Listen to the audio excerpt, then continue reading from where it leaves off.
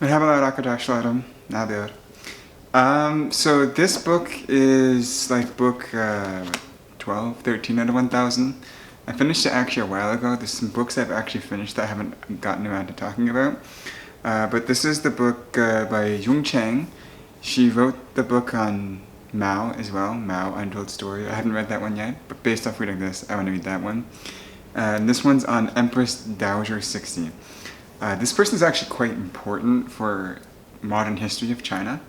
Of course, she ruled under the Qing Dynasty, not the not modern China.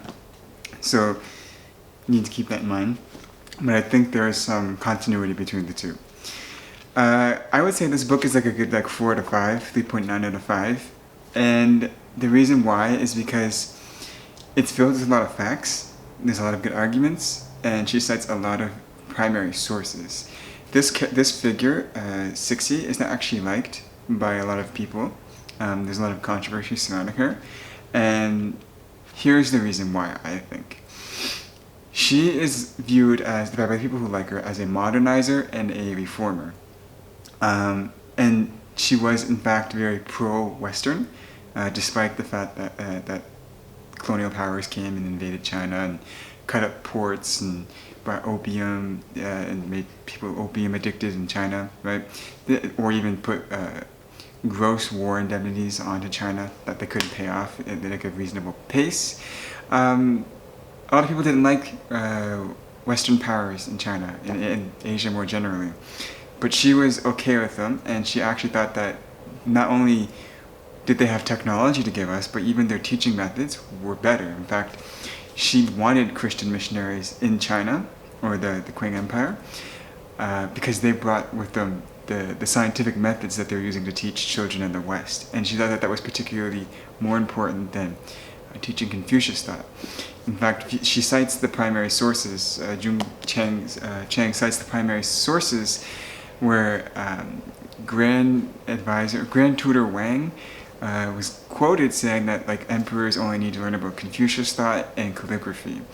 She believed that emperors needed to learn English, and she made her adopted son learn English, but also foreign affairs, world politics, world history, and some of the natural sciences that you would see in the West.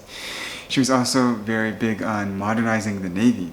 Japan's ambitions to unify Asia, that's where she construed Japan as, is that they wanted to unify Asia by taking Korea and China and making that all basically a puppet government for Japan.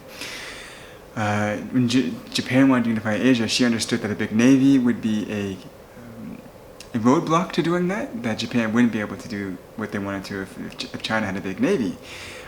She gets cited as being the reason why China's navy lost to Japan, because she basically embezzled 2 million tael and used it for this palace that she was rebuilding that was destroyed by colonial powers. But the Navy's budget was really something like 45 million tael, and the 2 million wasn't a big difference. But that's another reason why people don't like her, is they view her as being the reason why Japan beat China in a war. But realistically, no, the reason why China could even stand a chance was because she was a modernizer who understood, yeah, we need cannons, we need boats, we need railroad systems, otherwise Japan would beat us. She was also the only, one of the few female empresses to actually rule over China. Basically, the way she got to rule over China, because empresses weren't allowed to rule in the same way that emperors were. The way she got about doing this is she basically climbed a hierarchy, because she was chosen as a concubine, and she climbed this hierarchy of concubines, and she got to the point where she had an adopted son who was going to be emperor, and she kept her adopted son away from the throne and made herself the Empress Dowager. That's what they're called. And she was one of the only few females to ever do this. But not only did she do this, she did it by popular rule. She was very popularly selected. The Grand Advisors, or Grand Council, liked her a lot, because China's growth and economic well-being was very good under her. She was okay with, again, bringing in foreigners who wanted trade through the ports, and she used the ports to basically put taxes on trade, which gave China something like 80 million tael a year, when its GDP was 200 million tael, right?